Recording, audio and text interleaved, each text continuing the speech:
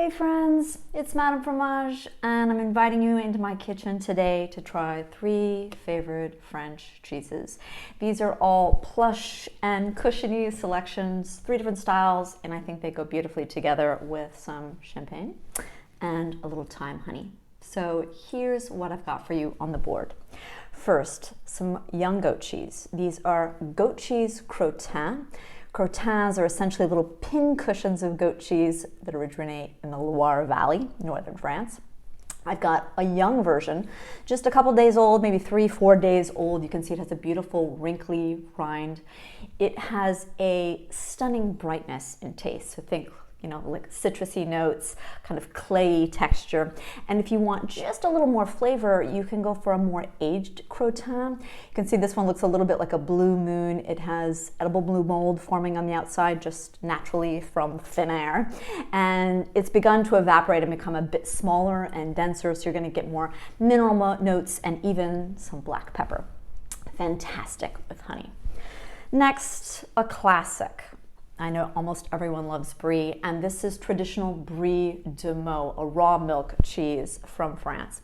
What I always like to explain about Brie is that the style originates from around Paris, from little villages. So Brie de Meaux, if you ever see it, it's M-A-U-X, originates from the village of Meaux. You'll also see Brie de Melun from the village of Melun, or Brie de Nangy from Nangy. So if you travel to Europe, it's really fun to try these name-protected bries.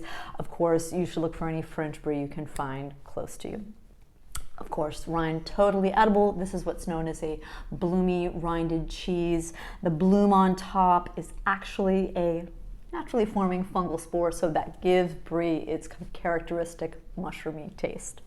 Next, you know I love a little funk bomb, and this is Langres from the village of Langres in northern France. As you can see, it has a concave top, and that is for anointing it with a little bit of bubbly. I'll show you how that's done. This is a wash rind cheese, meaning it's bathed regularly with a brine or booze solution to add a little bit of moisture, and it also encourages this orange bacteria to form on the surface called Brevibacterium linens, one of my favorite kinds of bacteria. So to anoint your Langres, you simply poke it with a knife and drizzle it with a little bubbly. And that is because this cheese is made in the same region where you get champagne. And so it was developed so that you could add this little bit of extra moisture to it. Adds a yeasty note, brings in some more moisture and brightness. It's really fun. If you're someone who likes pâtés, if you like beefy, funky things, Lanca is absolutely one of my favorites, so I'm gonna taste it here with you. Whoa, wild mushroom, sour cream, and heavy notes of yeast fermentation.